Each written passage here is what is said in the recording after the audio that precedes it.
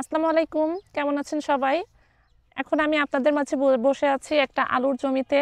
বর্তমানে এই সময় তো আলু চাষের প্রধান সময় চলছে। অনেকেই আমার কাছে আলু চাষ সম্পর্কে অনেক রকম প্রশ্ন করে থাকেন। আমি সবার কমেন্টের রিপ্লাই সেভাবে দিতে পারি না। তাই আজকে ভেবেছি যে আপনাদের প্রশ্নগুলোর উত্তর আমি একটি ভিডিওর মাধ্যমে দিব। তো এই মুহূর্তে আমার কাছে একজন প্রশ্ন করেছিলেন যে আলু গাছের ২ হাত লম্বা হয়ে গেছে। মানে আলু গাছ ২ হাত লম্বা হয়ে গেছে, কিন্তু গোড়া মরে যাচ্ছে। পরে যখন এই জমিতেও এই ধরনের সমস্যা আছে। এই যে গাছ কিন্তু অনেক লম্বা হয়ে গেছে, এই যে প্রায় ২ হাতের উপরে, কিন্তু এই যে ২ হাতের উপরে কিন্তু গাছ বড় হয়ে গেছে, কিন্তু এই অবস্থায় আলু গাছ কিন্তু মরে যাচ্ছে, গোড়া মরে যাচ্ছে।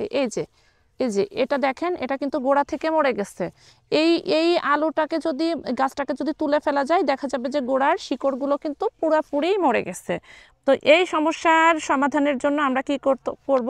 প্রথমে আমরা যেটা করতে পারি সেটা হলো, যদি জমিতে এই ধরনের রোগ কম থাকে তখন ওই একটা দুইটা গাছ তুলে ফেলে ওটাকে দূরে পুড়িয়ে মাটি চাপা দিয়ে দিতে হবে।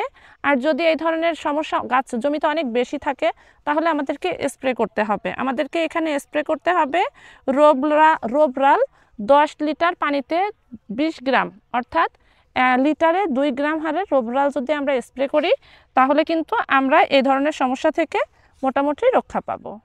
তবে এটা স্প্রে থেকে আমাদেরকে লক্ষ্য রাখতে হবে, প্রথমেই যদি এই ধরনের গোড়া পচা রোগ চোখের সামনে আসে তাহলে অবশ্যই গাছটাকে তুলে ফেলতে হবে। তাহলে ইনশাল্লাহ আমরা এই ধরনের সমস্যা থেকে রক্ষা পাবো। পরবর্তী ভিডিও দেখার জন্য আমন্ত্রণ থাকছে। আপনাদের অন্য কোনো প্রশ্নের উত্তর আমি পরবর্তী ভিডিওতে ইনশাল্লাহ জানাবো। ভালো থাকবেন। আল্লাহ হাফেজ।